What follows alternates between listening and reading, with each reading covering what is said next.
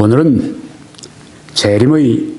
예수 그리스도의 재림의 7가지 징조라고 하는 제목으로 말씀을 드리겠습니다. 오늘은 제가 이미 주님께 가신 분이시지만 미국의 전도자 칼 존슨 전도자의 자료를 제가 많이 인용을 하겠습니다. 예수님께서 재림하시기 전에 있는 그 7가지의 징조에 대해서 말씀을 드리는데, 오늘은 첫 번째 이스라엘의 귀환에 대해서 말씀을 드리겠습니다. 이스라엘의 귀환에 대해서 말씀을 2번으로 나누어서 제가 드려야 되겠습니다. 재림의 7가지 징조는 이러한 것이 있습니다. 칼 존슨 전도자에 의하면 7가지를 이렇게 제시를 합니다. 칼 존슨은 세대주의적인 관점으로 지금 이 자료를 제시하고 있습니다. 예수님의 임박한 재림의 징조, 첫 번째는 이스라엘이 자기의 본래의 땅으로 귀환하는 것입니다. 이것은 이미 1948년에 이루어졌습니다. 두 번째는 러시아가 부상을 하는 것입니다.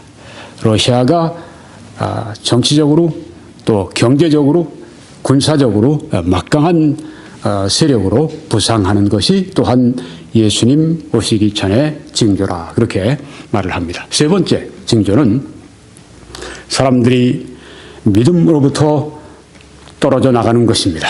믿음으로부터 이탈하는 것입니다. 이단은 말할 것도 없고요. 그 외 자유주의 신학 같은 것, 또 여러 가지 이 참된 믿음으로부터 떠나가는 일, 이탈하는 일, 이것이 있을 것이다 하는 것입니다. 오늘 시대가 또한 그렇습니다. 네 번째, 예수님이 재림하시기 전에 징조는 에큐메니컬 운동입니다. 세계교회 운동이라 이렇게 칭하기도 하는데요. WCC 운동이 바로 예수 그리스도 재림하시기 전에 나타나는 징조다, 이렇게 보는 것입니다. 물론 WCC를 부정적으로 보고 있는 것이죠. 나중에 자세히 때가 되면 말씀을 드리겠습니다. 예수님 재림하시기 전에 5번째 징조는 무엇인가? 열강이 4대 진영으로 이렇게 구축이 될 때, 그때 예수 그리스도께서 바로 문 밖에 이르셨다, 이렇게 보는 관점입니다. 세계 열강이 4대 진영으로 이렇게 나뉘어서 구축이 됩니다. 어떤 것인가? 이제 또 때가 되면 자세히 말씀을 드리겠습니다. 또 재림의 6번째 증거는 여행과 지식이 증가하는 것입니다. 오늘날 이 통신 수단뿐 아니라 또 이런 사람들이 타고 다니는 것들, 탈 것들, 또 이렇게 움직이는 그 수단들이 무척 발달을 했습니다. 그래서 세계가 여행하는 세계적인 여행의 시대인데요. 또 지식이 얼마나 폭발적으로 증가하는지 모릅니다. 이 컴퓨터와 같은 것들을 통해서 지식이 폭발적으로 증가하고 있습니다. 이런 것들이 다 재림의 증거, 재림의 징조 중에 하나라고 하는 것입니다. 7번째 징조는 무엇인가?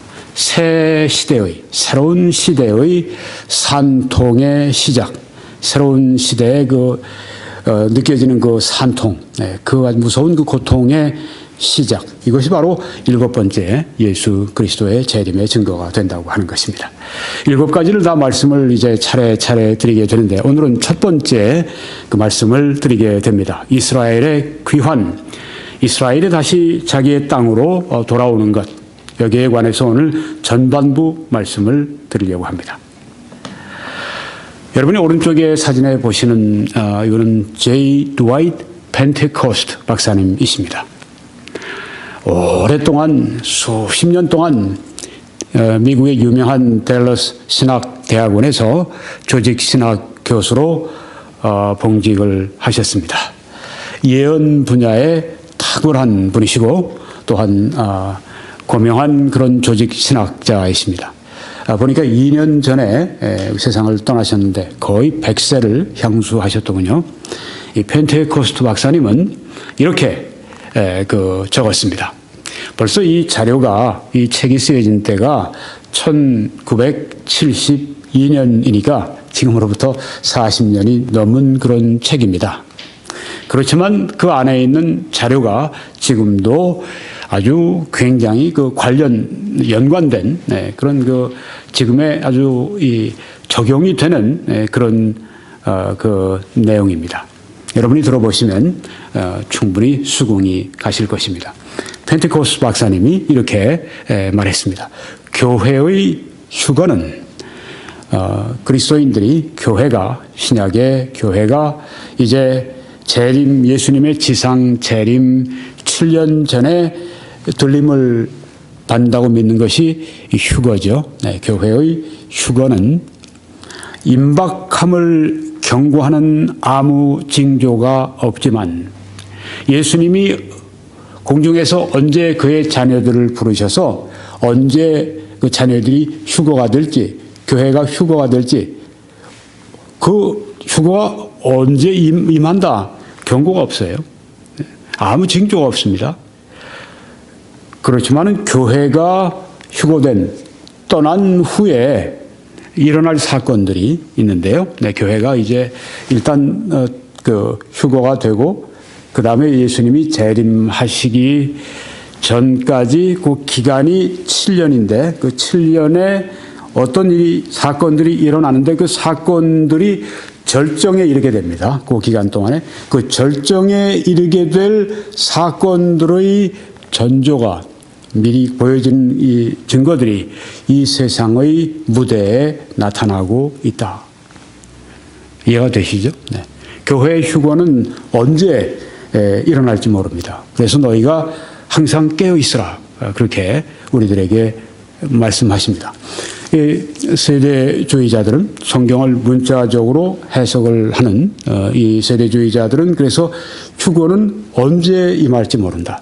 아침에 임할지 모르고 저녁에 임할지 모르고 내일 임할지 모르고 성경이 항상 우리들에게 이 시간적인 그런 촉박성을 우리들에게 말씀하는 내용이 바로 그 의미라고 하는 것이죠.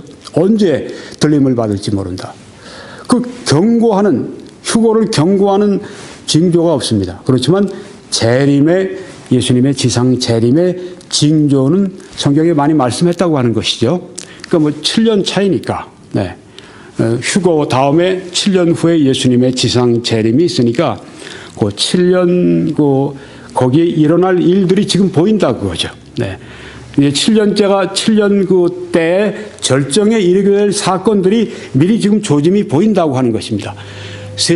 이 세상의 무대에 그 조짐이, 그 전조가 지금 나타나고 있다. 이렇게 본 것입니다. 40년 전에 한 이야기예요. 이러한 것들 때문에 우리는 이러한 특정한 예언적 사건들에 앞서서 발생하는 휴거가 매우 임박했을 수 있음과 매우 임박했을 수 있다는 거죠. 임박했다고 하는 거죠. 또 임박했음이 분명함을 믿는다. 이렇게 아주 강력하게 말씀을 하셨습니다.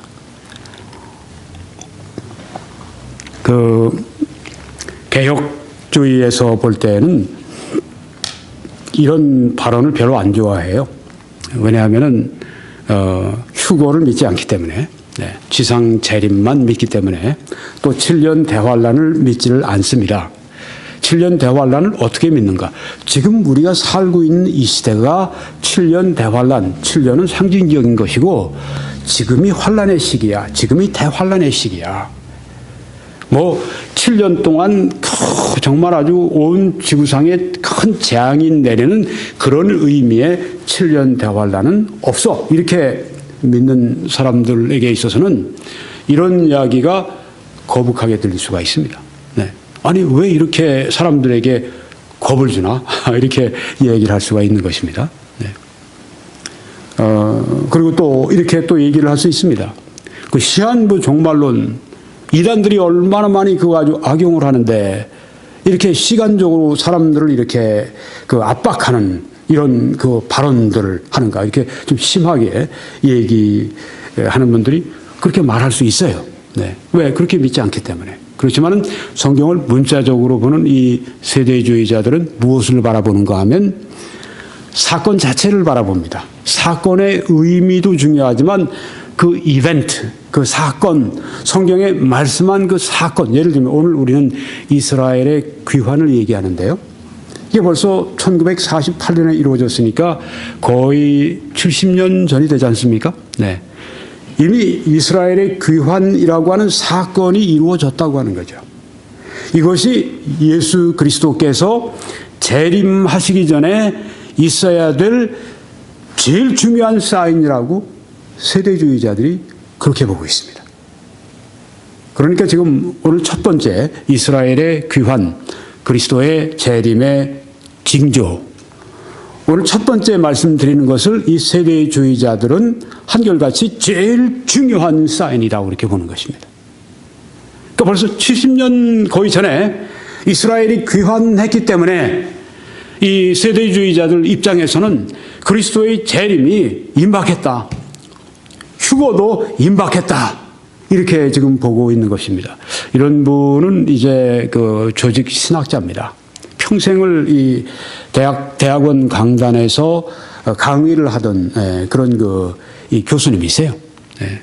그러니까 뭐 그 어떤 센세셔널하게 막 설교하고 막 이런 그 우리 설교자들은 이 감정적인 요소도 굉장히 중요하잖아요. 사람들과의 이 의사소통을 해야 되니까. 근데 이제 이런 분들은 주로 아이디어를 가지고 하기 때문에 그렇게 이 성격적으로나 이 교수하시는 분들은 그렇게 사람들을 선동하고 그런 분들이 아닙니다. 그럼에도 불구하고 여기에 지금 이 발언은 굉장한 그런 이 사람들을 흔드는 그런 의미가 여기 있습니다. 휴거가 매우 임박했을 수 있음을 분명히 믿는다. 네. 또 휴거가 임박했음이 분명함을 믿는다.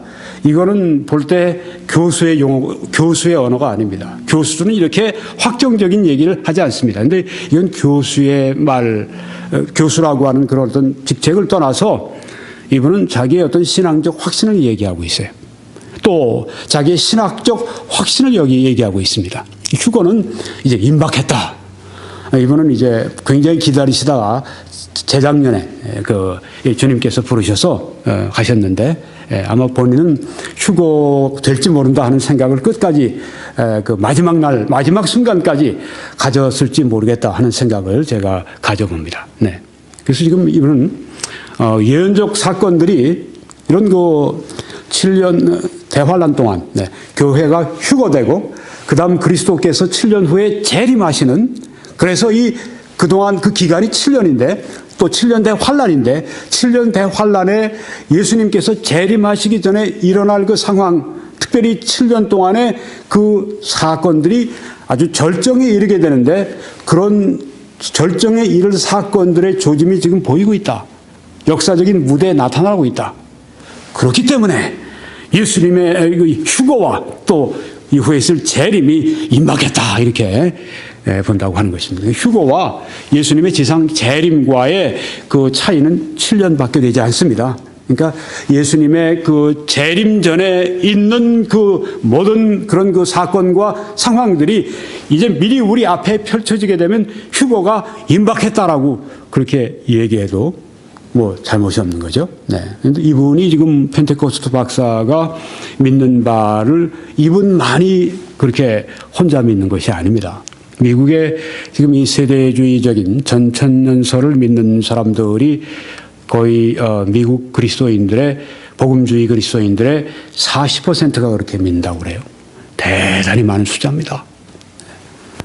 지금 언제 휴거가 있을지 모른다. 이런 준비된 마음으로 살아가는 그리스도인들이 미국에 굉장히 많다고 하는 얘기입니다. 한국에도 이렇게 믿고 있는 사람들이 꽤 있는 것으로 알고 있습니다. 네, 휴거, 재림의 징조, 무엇이 그런가 하는 거죠. 자, 우리가 지금 이스라엘의 귀환에 대해서 말씀을 드리고 있습니다. 이스라엘의 귀환은 예수님 재림 직전에 가장 중요한 징조다. 자, 그러면 이스라엘이 귀환한다고 하면 귀환하는 그 땅이 있어야 되지 않겠습니까? 그래서 오늘 먼저 땅 얘기부터 우리가 시작을 해야 합니다. 여러분이 지금 보시는 사진에 중앙에는 이제 시나이 반도가 있습니다. 왼쪽에는 이렇게 보면 뭐 꼭 그 뱀의 그 코브라의 머리같이 이렇게 그 강물들이 나일강이 쫙 퍼져나가는 거 보면 코브라의 머리 같아요. 그렇죠? 네. 그래서 이 애굽 땅 오른쪽에 보시면 색깔들이 노란색도 있고 분홍색도 있고 초록색도 있고 한데요. 네, 그건 이제 이스라엘이 1300년 BC 1300년경에 이스라엘 지파가 차지하고 있던 그 땅을 거기에 지금 보여주고 있습니다. 또 여기에 빨간 선들이 이렇게 그어져 있죠. 그것은 경계선입니다. 현재의 이스라엘의 그 국경이 거기에 지금 이렇게 되어져 있습니다. 저 위쪽으로 가면 레바논이 있고요. 네. 그 밑에 이스라엘이 지금 이렇게 쭉 보면 아카바만까지 쭉 이렇게 그 점점 삼각형으로 이렇게 좁혀져서 이스라엘의 국토가 거기에 있는 것을 여러분이 볼 수가 있습니다. 이스라엘 이 약속의 땅, 이 땅으로의 귀환을 말하는 것입니다. 이스라엘이 이 땅으로 귀환할 때 2600년 만에 이 땅으로 70년 전에 귀환을 하지 않았습니까? 오늘 거기에 대해서 우리가 말씀드리는데 이 땅부터 시작합니다. 이 땅은 하나님께서 이스라엘에게 주시고자 약속한 땅입니다. 창세기 12장에 보면 여호와께서 아브라함에게 이르시되, 아브라함은 누굽니까? 이스라엘의 조상입니다. 아브라함이 이삭을 낳고 이삭은 야곱을 낳았고 야곱은 12아들을 낳았는데 그 12지파가 이스라엘이 아닙니까? 그러니까 아브라함은 이스라엘의 조상입니다. 아브라함에게 이르시되, 아브라함 이름 전에 아브라함이었죠. 네, 아브라함에게 이르시되 너는 너의 고향과 친척과 아버지의 집을 떠나 내가 네게 보여줄 땅으로 가라. 여기 지금 필그림이 첫 번째 필그림이 나옵니다.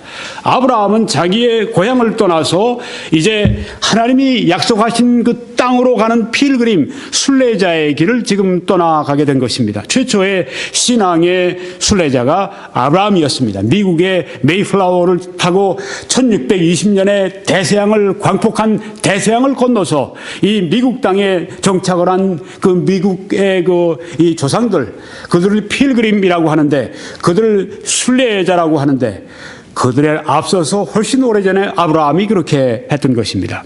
여기 보니까 네게 보여줄 땅으로 가라고 하나님께서 땅을 여기에 여호와께서 말씀을 하셨습니다.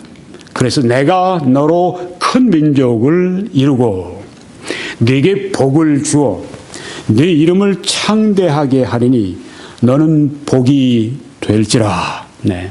아브라함의 이름이 정말 창대하게 되었죠. 이스라엘 사람들뿐 아니라 아브라함의 후손으로 아랍 사람들도 다 아브라함의 후손이라고 말을 하죠. 네, 그들이 아브라함의 후손입니다. 육신적인 후손입니다. 아브라함 링컨 대통령 같은 아브라함 그 이름도 있습니다.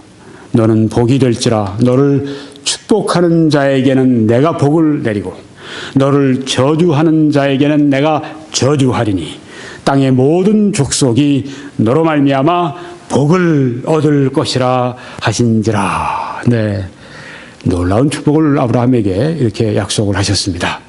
그런데 땅을 약속의 땅으로 가라고 그 땅을 말씀하셨습니다. 땅을 약속을 하셨는데 아브라함에게 모두 몇 차례 이 땅에 대해서 약속을 하셨는지 아십니까? 첫 번이 아닙니다. 두 번이 아닙니다. 자, 앞으로 몇 번째까지 나오는지 보십시오. 두 번째 약속입니다. 여호와께서 아브라함에게 나타나 이르시되 내가 이 땅을 네 자손에게 주리라 하신지라. 자기에게 나타나신 여호와께 그가 그곳에서 제단을 쌓고. 네, 여기 지금 두 번째 이 땅을 네 자손에게 주겠다고 하시는 하나님의 약속이 나옵니다. 그뿐이 아닙니다.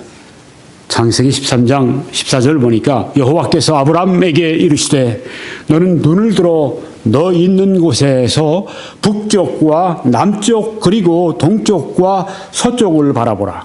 보이는 땅이 또 나오죠.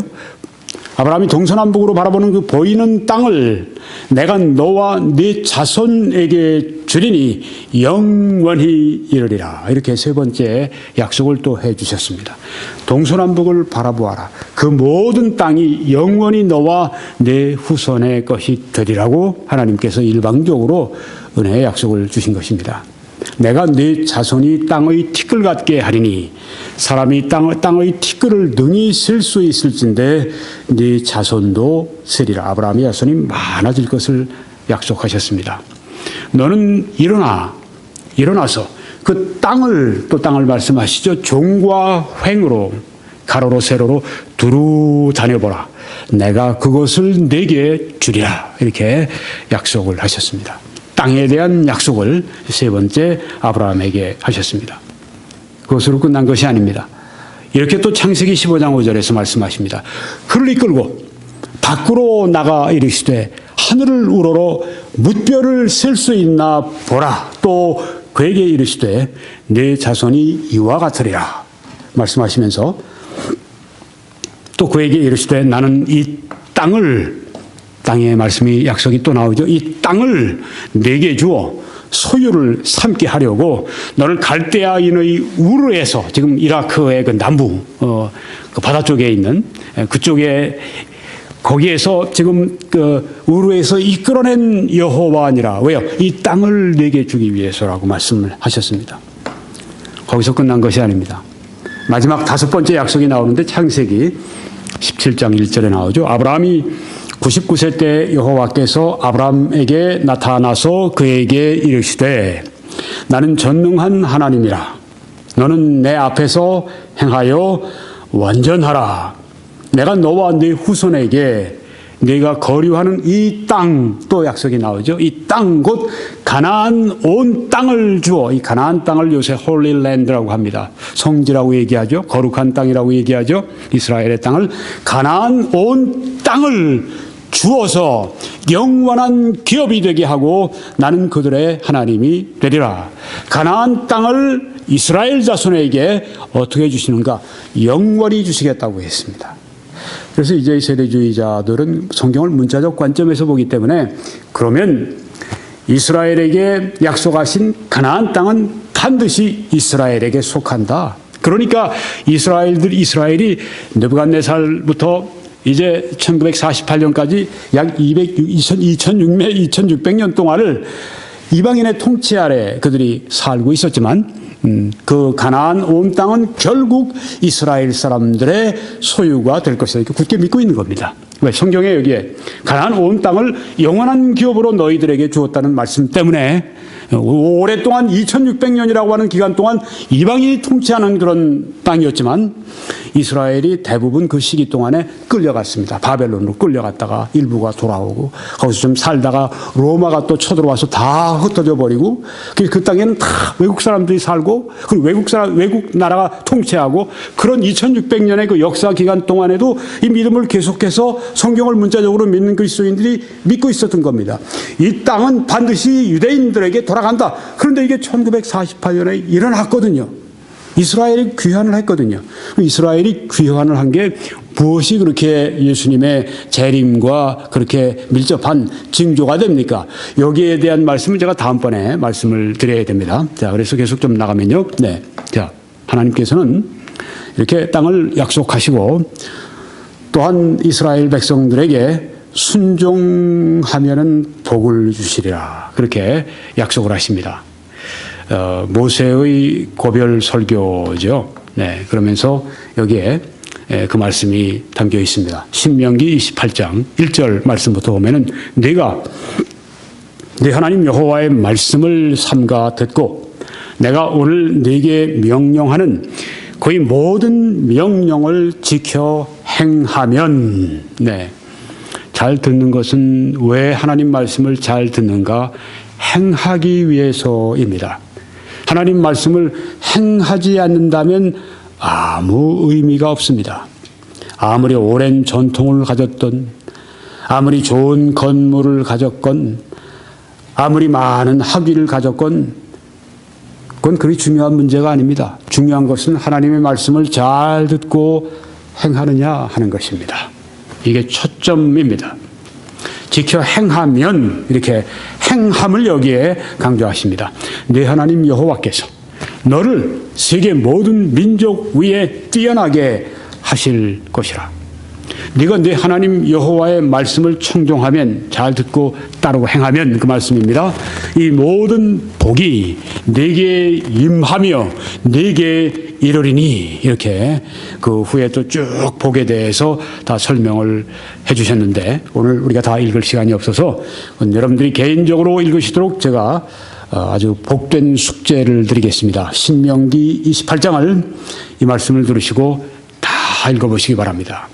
여러분은 무릎 꿇고 참 기도한 마음으로 한마디 한마디 읽어보세요. 신명기 28장 7절에는 이렇게 말씀합니다. 여호와께서 네게 주리라고 네 조상들에게, 지금 아브라함에게 5번이나 약속하신 것을 우리가 조금 전에 봤습니다. 네 조상들에게 맹세하신, 하나님이 약속하시고 맹세까지 하시면서 주시겠다고 하신 그 땅에서 네게 복을 주사, 어떻게 해요?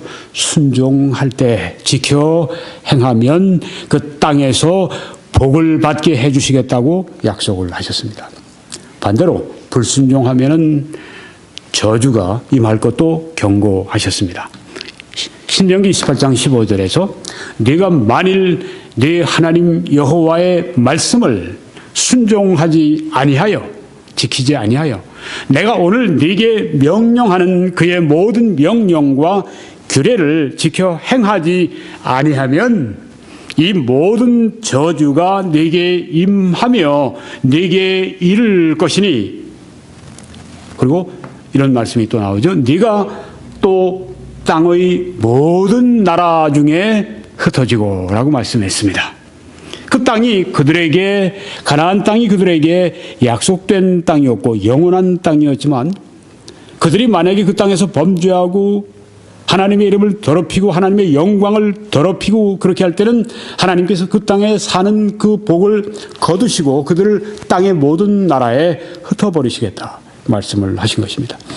그리고 또 36절에 보니까 여호와께서 너와 네가 세울 네 임금을 너와 네 조상들이 알지 못하던 나라로 끌어가시리니, 또 아수르가 와서, 바벨론이 와서 그렇게 이스라엘 왕들과 이스라엘 백성들을 잡아 알지 못하던 그 나라로 끌어가는 그런 일들이 역사상 있었지요.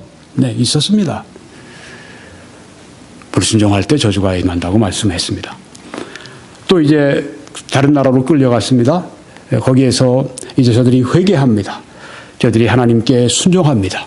그렇게 할 때 하나님은 또 그들에게 긍휼을 베푸시고 그들이 다시 옛날 땅으로 돌아오도록 인도하시겠다고 약속을 하십니다.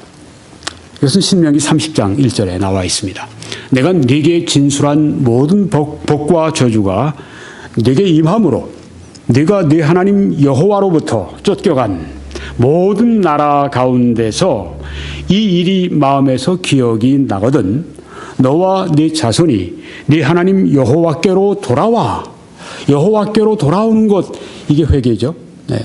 내 길, 죄악의 길, 세상의 길, 다른 사람들과 함께 걸어가는 그런 그 탐욕의 길, 그런 하나님의 뜻과 반대되는 그 길에서 돌아서서 네 하나님 여호와께로 돌아오는 것, 돌아와. 이런 찬송이 있어요. 이 찬송이 회개를 말하는 것입니다. 돌아와라. 내 하나님 여호와께로 돌아와라. 하나님 여호와께로 돌아오는 것만이 살 길이고 그것만이 하나님이 주신 복을 누릴 수 있는 길이라고 하는 걸 여기 말씀하시지 않습니까? 내가 오늘 네게 명령한 것을 온전히 따라오는데 이건 하고 이건 안 하고, 내가 취사 선택해서 좋은 건 하고 내가 부담스러운 건 안 하고, 이게 아니라 온전히 따라서 마음을 다하고 뜻을 다하여 여호와의 말씀을 청종하면 마음을 다하고 뜻을 다한다. 다른 곳에서는 전심으로 향한다. with all your heart. 너의 모든 마음을 다해서 하나님께 전부를 바쳐라. 일부가 아니라 전부를 바쳐라. 꼬레비가 아니라 아주 전체를 하나님 앞에 완전히 바치라. 이게 하나님의 뜻입니다. 이게 성경의 신약이나 구약이나 신약이나 동일합니다. 온전히 순종하는 것. 그 성경에도 그러므로 네가 로마서 12장 1절에 보면 그러므로 형제들아, 사랑하는 형제들아, 내가 주의 긍휼하심을 받아서 너에게 권하는데 너희 몸을 하나님이 기뻐하시는 거룩한 산제사로 드리라. 그 몸은 우리의 마음이 담겨 있는 것이죠. 네. 산제사로 바치는 것, 이것이 바로 그리스도인의 삶의 원리입니다. 한 산제사로 산제물로 하나님 앞에 순간순간 매 결정 다 바쳐져 있는 것, 이게 참 그리스도인의 살아가는 자세인 것입니다. 얼마나 많은 사람들이 그냥 교회 이름에 교족부의 이름이 기록이 되어 있으면 내가 기독교인이라고 얘기를 합니까? 얼마나 많은 사람들이 세상에서는 그저 자기의 어떤 세상 철학대로 자기의 어떤 그 편의대로 살아가면서 교회 와서 기도한다고 그러면서 교회 예배에 참석하고 내가 그리스도인이라고 얘기를 합니까? 그리스도인은 그런 의미가 성경에는 전혀 없습니다. 그리스도인은 그리스도가 살아가는 사람입니다. 사도 바울이 이제는 내가 사는 것이 아니오 오직 내 안에 그리스도가 사신 것이라, 이 말씀이 바로 그리스도인의 삶의 비결입니다. 매 순간순간, 매 결정, 매일매일 모든 것이 다 그리스도의 생각, 그리스도의 뜻, 그리스도의 마음으로 결정하고 살아가는 것, 이것이 바로 그리스도인의 삶의 원리인 것입니다. 내가 아니요 그리스도라. 직장 생활에서도, 학교에서도, 어디에 친구와의 교제 관계에서도 어디에서나 내가 아니라 그리스도 중심의 사고, 그리스도께 온전히 헌신된 그리스도, 예수 그리스도가 제일 앞자리에 계신, 내 중심에 계신, 이게 바로 그리스도인의 삶의 원리죠. 그때에만 성령의 충만함이 가능합니다. 그렇지 않으면 성령의 충만함은 임하지가 않습니다. 왜? 성령의 충만은 지배를 말하는 것인데 하나님은 그냥 강제로 지배하려고 하시지 않습니다. 하나님은 우리가 맡기고 드릴 때, 그래서 너희 지체를 불의의 병기로 죄에게 바치지 말고 의의 병기로 너희 지체를 하나님께 드리라고 바치라고 말씀하지 않습니까? 바쳐야 합니다. 누가요? 우리가, 내 자신이 하나님께 기꺼이 헌신해서 바쳐야 합니다. 그렇게 할 때 하나님 그 제물 위에 불을 내리시고 축복을 하시게 되어 있습니다. 여기 온전히 따라, 내게 명령한 것을 온전히 따라 마음을 다하고 뜻을 다하여 여호와의 말씀을 청종하면 네 하나님 여호와께서 어떻게 하십니까? 마음을 돌이키시고 너를 긍휼히 여기사 포로에서 돌아오게 하시되 네 하나님 여호와께서 흩으신 그 모든 백성 중에서 너를 모으시리니 귀환을 여기 약속하고 있지 않습니까? 하나님께서요. 네. 흩어버리신 분도 하나님이시지만 돌아오게 하시는 분 또한 그 모아주시는 분 하나님이 하신다고 하는 것입니다. 이스라엘이 흩어진 것, 바벨론이 와서 다 그냥 그 이스라엘을 초토화시키고 모든 걸 다 때려부시고 왕궁도 다 때려부시고 성전도 다 때려부시고 성전에 있는 기물들, 금은 그런 그 그릇들 다 가지고 자기 나라로 가고, 이게 하나님이 살아계신 겁니까? 하나님이 그렇게 하라고 하신 거예요. 그게 무슨 얘기입니까, 목사님? 성경이 그렇게 말씀합니다. 하나님이 느부갓네살을 부르셔서 하나님이 그로 하여금 와서 이스라엘의 죄를 징체하시기 위해서 보내셨단 말입니다. 그래서 그들이 모두 그런 환난을 당하고 이 일을 당했다고 하는 것입니다. 그런데 하나님께서 이제 저들이 마음을 돌이키니까 어떻게 하십니까? 여기 보니까 하나님이 그 다음에 움직이시네요. 우리가 여호와께로 돌아가자 하니까 네 하나님 여호와께서 마음을 돌이키시고 회개하면은 하나님의 복이 우리들에게 온다고 하는 것, 하나님이 우리를 긍휼히 여기신다고 하는 것, 하나님의 선한 계획, 하나님의 축복이 우리에게 온다고 하는 것을 이 성경이 너무 우리들에게 잘 보여주고 있는 것입니다. 흩은 것도 하나님의 뜻이고 또한 모으신 것도 하나님의 뜻입니다. 그 이스라엘을 지금 약 70년 전에 이스라엘 땅에 1948년에 모으신 분이 누구시냐? 하나님이시라고 하는 겁니다. 여기 성경에 나오지 않습니까? 돌아오게 하신다고. 그 모든 백성 가운데 여호와께서 흩어버리신, 여호와가 흩으셨어요? 그 모든 백성 중에서 너를 모으신다고 말씀하지 않습니까? 이게 여호와의 하시는 일이라고 하지 않습니까? 어떤 수단을 통해서 하는지 오늘 여러분들이 아주 흥미롭게 들으실 겁니다. 매우 흥미로우실 겁니다. 전에 못 들으시는 거, 아마 다른 데서 웬만한 데서 여러분이 듣지 못하신 거 오늘 여러분이 들으실 거예요. 여러분이 기대하시기를 바랍니다. 그 다음 말씀에 내쫓겨간 자들이 하늘가에 있을지라도 네 하나님 여호와께서 거기서 너를 모으실 것이며 거기서부터 너를 이끄실 것이라. 귀환이 나오지 않습니까? 아무리 먼 나라에 가 있을지라도 거기에서 여호와께서 모으실 것이고 거기서부터 너를 이끌어 오실 것이라. 귀환을 여기 하나님께서 친히 하신다고 하는 것을 말씀을 하고 있습니다.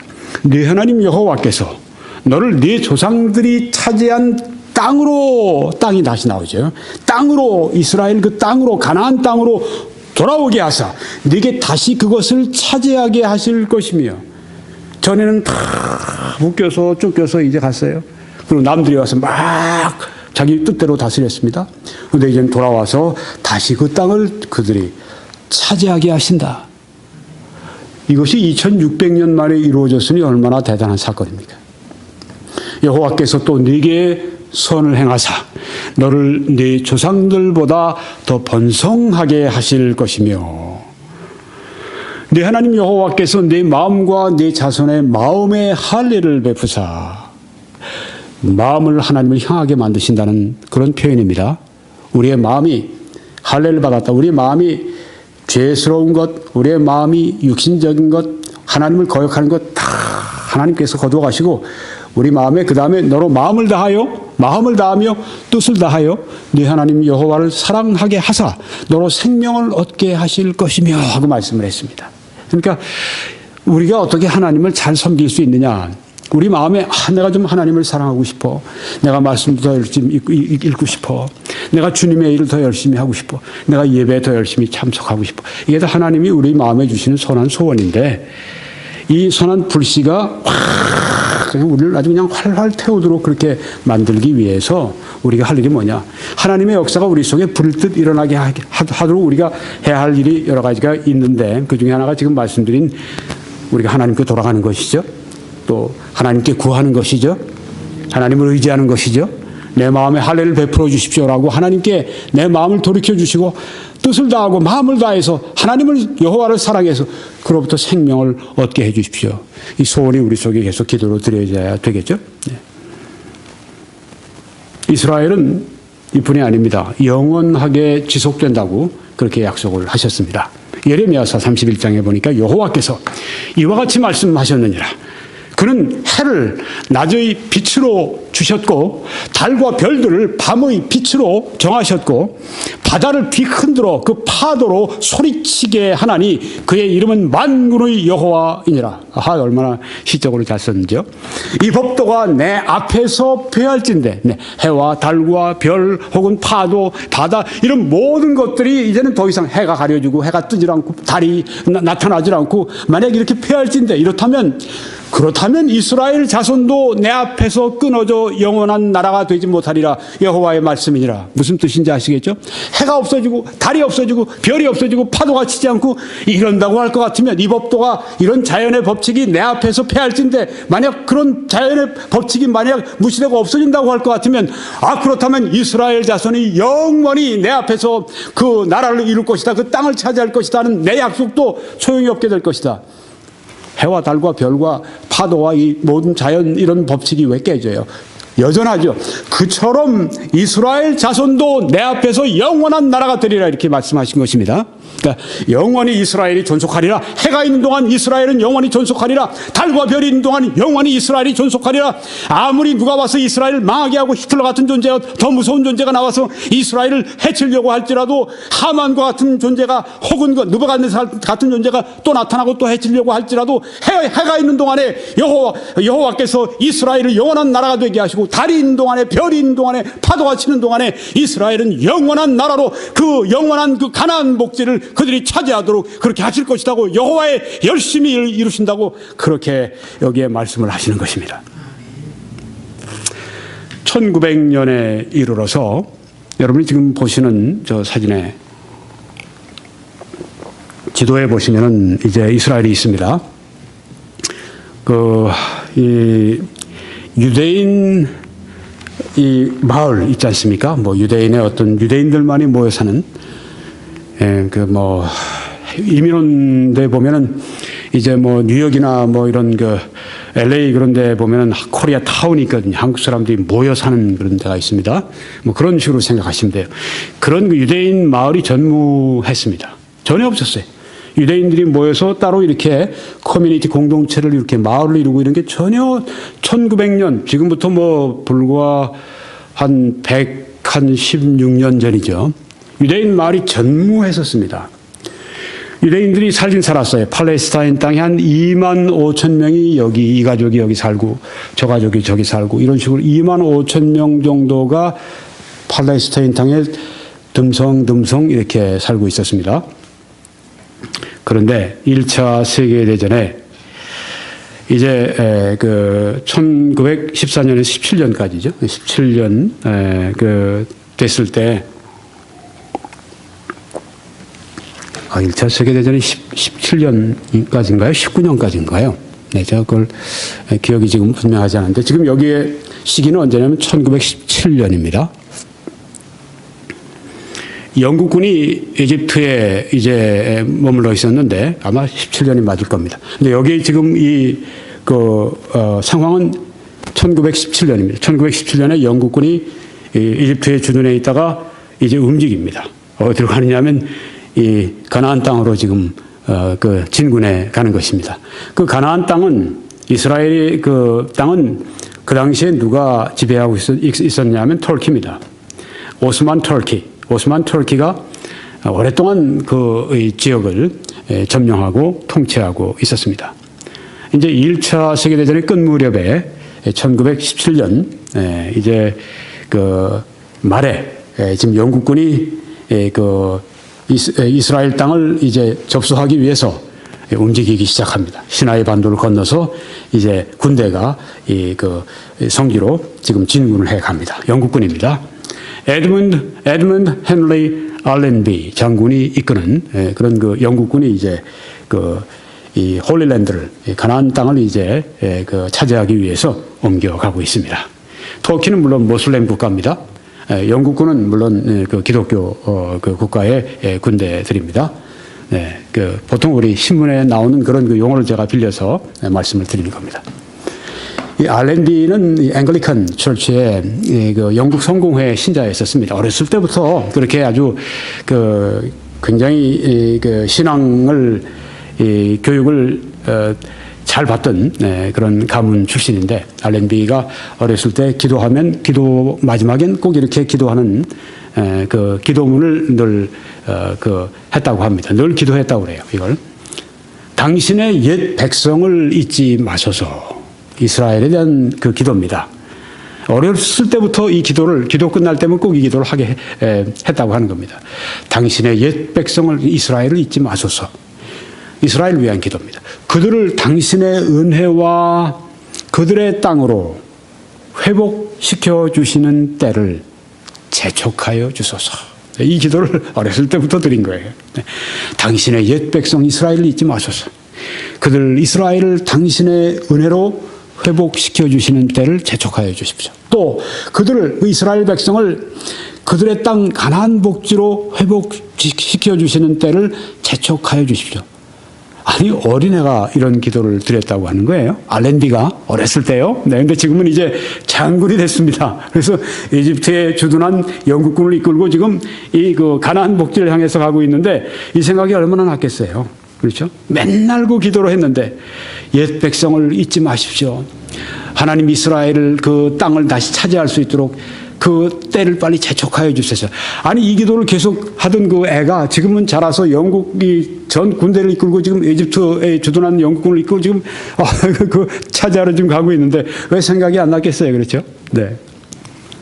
예루살렘을 앞에 놓고 다음날 이제 예루살렘을 공격해야 되는데 이 알렌비 장군이 그날 밤에 많이 기도를 했다고 그래요. 성경도 많이 보고 있었답니다. 근데 하나님께서 자기에게 이사야 31장 5절의 말씀을 주셨답니다. 알렌비의 간증입니다. 그래서 이 알렌비 장군이 이사야 31장 5절을 봤는데 이런 말씀의 내용입니다. 새가 날개치며, 새가 독수리 팍팍팍 날개치지 않습니까? 그 새끼를 보호함 같이 뭐 주위에서 뭐가 오면 파삭 하면서 그냥 이 주위에 못 오게 막 새가 날개치며, 혹은 또 독수리가 새끼가 떨어져서 밑으로 떨어지면 큰 날개를 치면서 가서 색 떨어지는 그 새끼 밑으로 가서 쫙 받아서 올라오고, 새가 날개치며 그 새끼를 보호함 같이 나 만군의 여호와가 예루살렘을 보호할 것이라. 그것을 호위하며 건지며 뛰어넘어 구원하리라 하셨느니라. 이 말씀을 본 거예요. 아니, 어렸을 때부터 기도가 끝날 때마다 주님 이스라엘을 기억해 주십시오. 영국 애가, 그리고 영국 사람이 이스라엘을 위해 기도하는 거예요. 왜? 아까 우리 성경에 봤지 않습니까? 아브라함에게 약속하실 때 너를 축복하는 자를 내가 축복하고 너를 저주하는 자를 내가 저주하겠다고 말씀을 하지 않으셨습니까? 우리 그리스도인들은, 한국인 그리스도인들도 뭐 유대인들과 뭐 혈통적으로나 뭐 문화적으로나 상관없어요. 그렇지만은 우리가 신앙적으로 이 말씀 안에서 보면은 아브라함의 후손들을 우리가 복을 빌어야 됩니다. 저 사람들에 대해서 우리가 복을 비는 것이 당연히 옳습니다. 근데 여기 지금 영국 사람인 이 알렌비가 그렇게 했는데, 지금 예루살렘에 자기 침공군들을 데려가서 싸워야 되는데 내일 거기에 총탄이 날아들 거고 대포가 날아들 거고, 그러면 거기에 안에 그 예루살렘 다 깨지고, 이거 뭐 정말 본인이 참 얼마나 이 마음이 쓰이겠어요. 그래서 어떻게 하면 예루살렘의 저 안에 있는 여러 가지 뭐 교회당 시설 이런 것들, 어떻게 하면 그 시설들 이거 파괴하지 않고 어떻게 저 예루살렘을 우리가 얻을 것인가, 어떻게 저걸 접수할 것인가, 장군으로서 많이 고민하다가 기도하는데 이제 이 말씀을 주신 거예요. 어떤 결과가 있었을까요? 다음 날 이제 예루살렘을 공략합니다. 그날이 1917년 12월 11일이었습니다. 여러분이 지금 보시는 저 비행기 있죠? 네. 저 비행기를 1차 세계대전에 영국군이 쏘던 그런 비행기입니다. 지금 우리가 볼 때는 꼭 장난감 같이 보이는 그런 비행기인데요. 네. 폭탄을 떨어뜨려도 손으로 사람 잡고 있다가 날아가다가 위에서 확 던지고 말이죠. 네. 이러던 그 시절의 그 비행기인데, 여하간에 이 비행기를 여러 대를 띄웠답니다. 예루살렘 그 위를 이 비행기들이 왕, 브르릉, 브르릉, 그리고 아주 낮게, 네, 그냥 예루살렘에 그냥 바로 그 위로, 브르릉, 수많은 비행기들이 하루 종일 그렇게 그냥 그 위를 막 날아다니고 그러니까 터키군들이 딱 깜짝 놀라갖고 몽땅 도망을 갔다는 겁니다.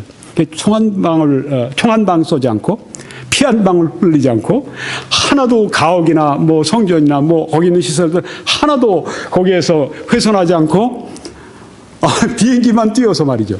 여러분, 조금 전에 우리가 읽은 말씀이 뭔가요? 새가 날개치며 그 새끼를 보호함 같이 호위하며 건지며 뛰어넘어 구원하리라.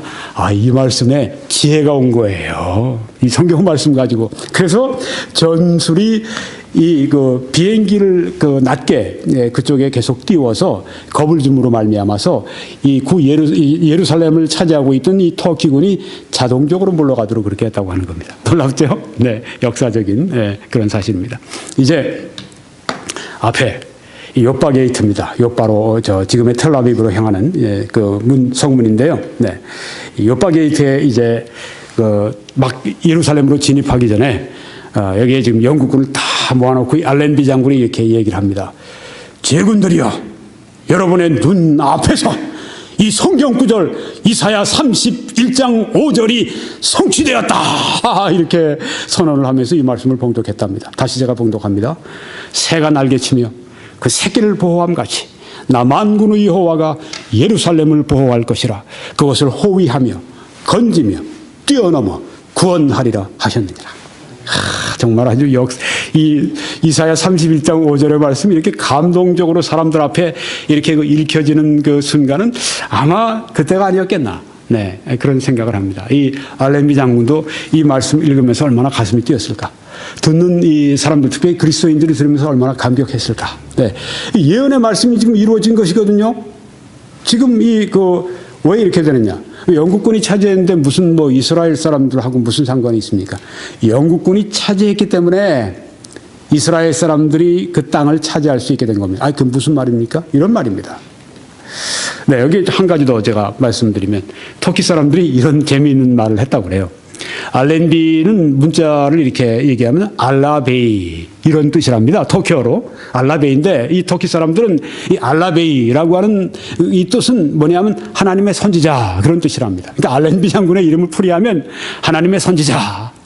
누가 이름을 지었는지 아주 잘 지었어요. 네, 알렌비라고. 근데 터키어로 그걸 합을 해보니까 알라베이랍니다. 그 터키 사람들은 이 알라베이는 하나님의 선지자라는 뜻인데 알라베이는 또 하나님께로부터 보냄을 받은 자라는 뜻인데 이 알라베이라고 하는 이름을 가진 지도자가 만약에 예루살렘에 오게 되면 예루살렘은 유대인들에게 돌아간다. 이런 그 터키 사람들의 그런 그 신념이 있었다고 그래요. 참 재미있죠? 이름도 알렌비. 그러니까 이 터키 사람들이 꽤 무서웠을 것 같아요. 알라베이가 왔다. 하나님이 보내신 자가 왔다. 자, 이제 우리가 어떡할 거냐? 그런데 그 다음날, 그 전날 그냥 그 영국군이 진을 치고 있는 것도 두려운데, 그 다음날 그 거대한 비행기들이, 하면서 막 그 이해를 막 돌아다니니까 정신이 빠진 겁니다. 아이고, 알라베이가 왔네. 가자! 그러고서 몽땅 그냥 도망을 쳐버린 겁니다. 참, 하나님의 역사가 이렇게 이루어지는데요. 유대인들하고 무슨 상관이 있습니까? 네. 말씀을 드려야 되겠습니다. 네, 여기에 또 한 가지. 런던의 환영식에서 이제 알렌비 장군을 환영할 때 이런 간증을 했다고 그래요. 어렸을 때 드린 나의 기도를 응답하는 일을 돕는 특권을 하나님께서 내게 해주실 줄 나는 결코 몰랐습니다. 이런 간증을 했다고 합니다. 어렸을 때부터 옛 백성을 기억해 주십시오. 그들이 땅을 다시 차지할 수 있는 그 때를 재촉해 주십시오. 라고 매번 기도하던 내가 바로 그 장군이 돼서 그 일을 이렇게 훌륭하게 처리한 것인데 그걸 이제 하나님이 내게 그렇게 특권을 주실 줄 내가 결코 몰랐습니다. 이렇게 알렌비 장군이 말을 했다고 그래요. 네. 영국이 차지했는데 뭐 이스라엘에게 이유가 있습니다. 여러분이 왼쪽에 보시는 저 사람은 카임 와이즈만이라고 하는 아마 독일계 유대인 같아요. 아니죠. 유대계 독일인이죠. 네, 유대계 독일인입니다. 그렇게 해야 됩니다. 네. 유대인입니다. 독일에 사는 유대인입니다. 이름이 독일 이름이니까, 네. 유대인으로서, 유대인이에요. 근데 독일에 살고 있던 사람인데, 1874년에서 1952년까지 그렇게 살았습니다. 이 사람은 본래 생화학자입니다. 근데 영국군에 협조를 했어요. 영국군이 어떤 무기를 만드는데, 이 생화학자로서 와이즈만이 크게 기여를 했습니다. 근데 이 사람은 또 어떤 사람이었냐면 시온주의자였습니다. 시온주의자는 무엇인가? 이스라엘로 돌아가자. 이스라엘 옛 땅을 회복하자. 이스라엘 사람들은 옛날 우리의 땅으로 돌아가서 살자. 이런 운동이 19세기, 그러니까 1800년 말에, 그러니까 1890년대쯤 해서 그 운동이 동굴아파에서 일어나기 시작했습니다. 어떤 신문 기자 한 사람이 그 운동을 시오니즘을 제창을 했어요. 우리 시온의 사람들, 우리 이스라엘 사람들은 이스라엘로 돌아가서 거기서 우리 땅을 다시 차지하고 거기서 살자. 이런 운동이 막 일어나고 있는데 거기에 한 운동에 참가자가 됐습니다. 그래서 이 시온주의자가 됐습니다. 워낙 이 영국군이 영국 정부에서 이 와이즈만의 이 생화학자로서 그들을 그 전쟁할 때 그 무기를 만들 때 큰 도움을 줬기 때문에 상을 주려고 했습니다. 그래서 이제 와이즈만에게 어떤 상을 당신에게 주면 좋겠습니까? 그러니까 그 와이즈만이 한 얘기가 나에게 상이 필요 없습니다. 그럼 뭐가 필요합니까? 하나 내가 부탁할 거 있습니다. 그게 뭐예요? 그것은 유대인들을 위한 땅을 주십시오.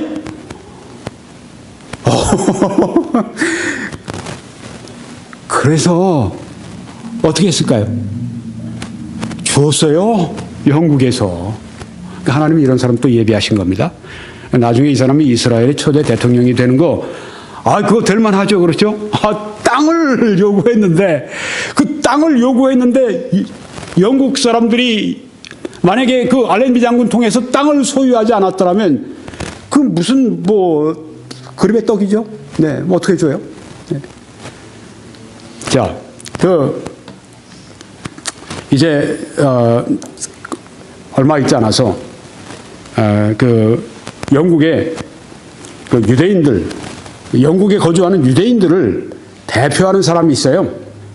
그 사람이 아주 세상에서 부자 중에 부자로 유명한 로스차일드라고 하는 사람입니다. 로스차일드에게 여기 지금 사진에 나와 있는 벨포어, 발포라고 그러죠. 보통 우리말로. 발포, 그 당시에 영국의 외무장관이 편지를 보냈습니다. 그것을 발포 선언이라고 그래. Declaration. 거기에 쓰인 내용이 여러 가지가 있는데 그중에 핵심 한 가지만 제가 말씀드리면 국왕 폐하의 정부는, 영국 정부는 팔레스타인 안에 가나안 땅에 유대인들을 위한 국가를 수립하기 원합니다.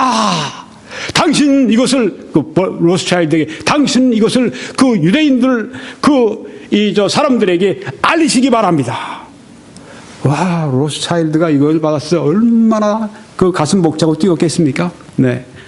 여러분 보십시오. 1917년 11월 2일에 발포 선언을 했는데 아까 그 알렌비 장군은 예루살렘을 언제 접수했죠? 1917년 12월 11일입니다. 그러니까 거의 한 달 전에 발포 선언이 있었어요. 그러니까 벌써 영국 정부는 거기 우리 예루살렘 그 가나안 땅 그건 우리 영국 치하가 될 거야. 다 이미 영국 정부나 영국 군에서는 다 자기의 땅으로 벌써 차지한 거로 생각을 하고 있었던 거예요. 그러니까 한 달 전에 예루살렘을 접수하기 한 달 전에 발포 선언을 하잖아요. 네, 그래서 그 팔레스타인 땅 안에 유대인들의 국가를 수립하기 원한다. 이게 어떻게 된 거냐 하면은 물론 이런 것이 필요한 그런 그 느낌을 다 가지고 있었겠지만 여기에 아까 그 와이스만 같은 그런 사람이 바로 내게 주는 개인적으로 주는 것보다 유대인들을 위해 내 백성을 위해 땅을 주세요. 그러니까 땅 맞아 떨어진 겁니다. 그러니까 그 유대인에게 땅을 주기로 한 건데 줄 수 있으니까 주는 거죠. 영국 정부가 그때 그 땅을 다스리게 되니까 이제 주게 된 거죠. 그래서 이 발포 선언이 전 세계 유대인들을 어떻게 받아들였냐면 전 세계 유대인들은 바사의 고레스의 칙령, 고레스가 어떻게 했습니까? 바벨론의 포로로 잡혀 70년 동안을 살고 있던 유대인들에게 너희들은 다시 옛날 땅으로 돌아갈 수 있다라고 칙령을 이 바사의 왕이 말하지 않습니까? 고레스가 아닙니까? 이 고레스. 네. 성경에 보면 그걸 목자라고까지 표현을 했어요. 하나님이 세우신 일꾼이라고 하는 것입니다. 여기 알렌비 장군이나 여기 발포나 여기 영국 정부의 그 캐비넷 내각에 있던 이 사람들이나 이게 다 누구냐 하면 하나님이 세우신 일꾼들이에요. 하나님이 이스라엘 다시 옛날 땅으로 돌아오게 하시는 하나님의 계획을 이루시는데 쓰신 청지기들이라는 이야기입니다. 그러니까 바사의 고레스의 칙령에 비교되는 그런 국가적인 해방으로 여기고 만세!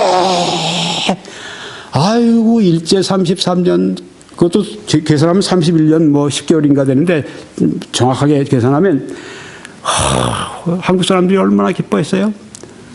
대한민국이 만세 만세. 그냥 여러분 2600년 만에 자기 땅도 없이 살던 이 유대인들이 땅을 거기에 주겠다고 2600년 만에 자치정부를 거기 세울 수 있겠다고 하니까 얼마나 기뻤겠습니까? 옛날에 바벨론에서 70년 됐을 때도 기뻐했는데 그거와 비교가 안 되는 거죠. 전 세계 축제가 일어난 겁니다. 네, 그냥 유대인들이 발포 선언 때문에.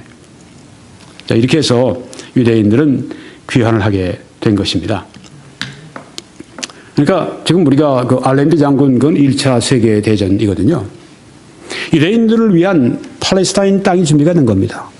이제 이 땅, 이것은 유대인들을 위한 땅이다. 이렇게 영국 정부가 자기가 이제 그걸 차지했으니까 준 거예요. 그런데 땅은 있는데 사람이 가서 살아야 되는데 누가 다른 외국에서 다 자리 잡고 사는 사람들이 그 흙바닥에 가서 누가 개척을 하고 살려고 그러겠습니까? 그럼 어떻게 됩니까? 땅은 있는데 땅에 살 수 있는 국민들이 필요하잖아요. 안 가거든요. 왜 가겠어요? 그런데 2차 세계대전이 일어났습니다. 이제는 땅을 하나님이 예비하셨는데 이제는 땅으로 돌아갈 유대인들을 하나님께서 준비시키십니다. 그런데 사람들을 준비시키시는데 사람들이 안 가거든요. 아주 어려운 방법이 동원됐습니다. 여러분이 지금 보시는 저 사진에 위에 있는 저 기차는 악명 높은 기차입니다. 저건 동해안 가는 기차가 아니에요. 저건 캐나다 로키를 횡단하는 기차가 아닙니다. 저건 인간 도살장으로 가는 거기에 가는 그런 유대인들을 가득 저기다 실어놓고 며칠씩 그냥 달리게 해서 아이슈비츠 수용소 같은 데 넣고 그 다음에 가스실로 들어가고 다 죽여버리고 바로 그런 상징입니다. 유대인들의 박해 중에 박해를 상징하는 히틀러가 600만원 유대인들을 학살하기 위해서 그 죽이는데 사용했던 도구, 유대인들을 잡아가둬서 저기다 태워서 그 가스실로 보내던 바로 이 기차, 이걸 그 예루살렘에 가면 야드바셴이라고 있거든요. 네, 야드바셴에 그 유대인들의 그 홀로코스트 이 대살육 그 기념관이 있는데 이제 거기에 지금 이렇게 잘 이걸 하나 거기에 이렇게 올려놓은 겁니다. 사람들로 하여금 이 끔찍한 그 2차 세계대전의 참상을 잊지 말자. 후손들이여 잊지 말라. 역사적으로 이렇게 만들어 놓은 것입니다. 600만을 죽이다니요. 여러분이 사진을 보시게 되면 유럽에서 유대인들이 대학살을 당한 그 비율이 나와 있습니다. 거기 검정색 부분은 거기에 살고 있던 유대인들이 중부죠. 유럽의 중부죠. 거기 보니까 독일 또 뭐 폴란드 그 위에 있는 발트 3국 뭐 이런 80에서 90%가 다 목숨을 잃었습니다. 다 죽었어요. 그다음에 고동색 뭐 벨라루스 뭐 우크라이나 무슨 뭐 러시아 일부 뭐 60에서 79% 유대인들 거기 살던 사람 다 죽었습니다. 또 거기 뭐 빨간색도 보니까 뭐 루마니아 뭐 이런데 35에서 59% 유대인들이 다 죽었습니다. 대학살 당했습니다.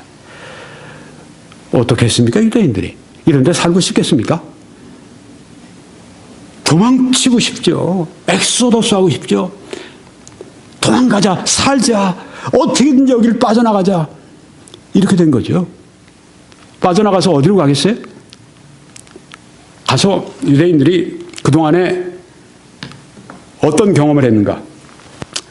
2차 세계대전을 이제 지나면서 유대인들은 이렇게 생각한 것입니다.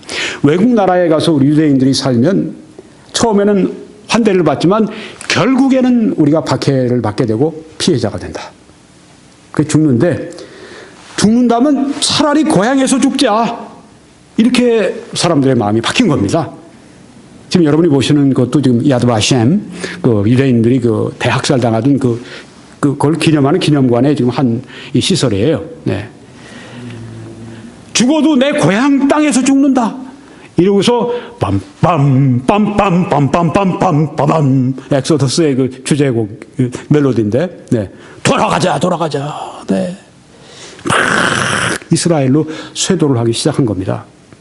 1920년에 1차 세계대전 끝나고 5만 8천 명이 팔레스타인 땅에 유대인들이 와 살았는데 그로부터 15년 1935년이 되니까 37만 5천 명으로 불어났습니다. 그러고 나서 11년 후 1946년에 67만 5천 명으로 두 배나 껑충 뛰었습니다.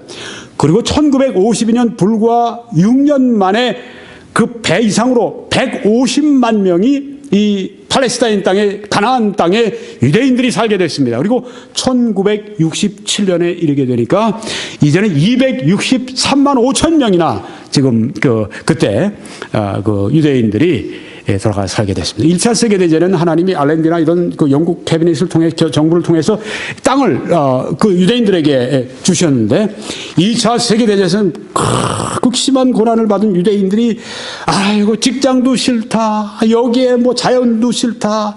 여기에 있는 인간관계도 싫다. 돌아가자. 우리 땅에 죽으면 우리 땅에 가서 살자. 돌아간 겁니다.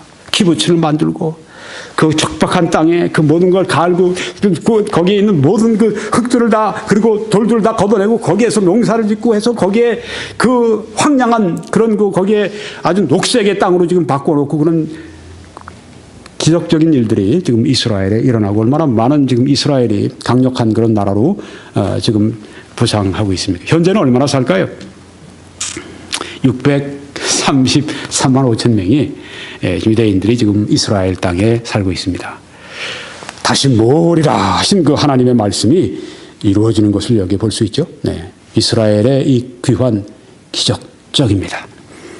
1차 세계대전, 2차 세계대전이라고 하는 끔찍한 이런 그 이 전란이 없었다면 아마 이스라엘은 오늘날의 이스라엘이 결코 아닐 것입니다. 이제 2030년 되면 이스라엘 사람들이, 유대인들이 한 750만 명 정도가 이스라엘에 산다고 하는데 계속 불어나죠, 지금. 네. 계속 하나님이 부르십니다. 이것이 예수님의 다시 오시기 전에 징조 가운데 제일 중요한 징조다. 왜 그게 중요한 징조인가? 이건 다음번에 제가 말씀을 드려야 되겠습니다. 결론을 짓고 말씀을 마치겠습니다. 오늘 저는 재림의 7가지 징조 가운데서 첫 번째, 이스라엘의 귀환, 가장 중요한, 가장 우선적인 그 징조, 이스라엘의 귀환 전반부를 말씀드렸습니다. 후반부 또 다음에 기회가 될 때 말씀을 드리겠습니다. 네, 그래서 여러분들은 이제 www.21church.com으로 들어오셔서 다른 메시지들을 시청하실 수 있기를 바랍니다. 그렇게 하실 때 하나님의 놀라우신 은혜가 여러분과 함께 하시기를 축원합니다.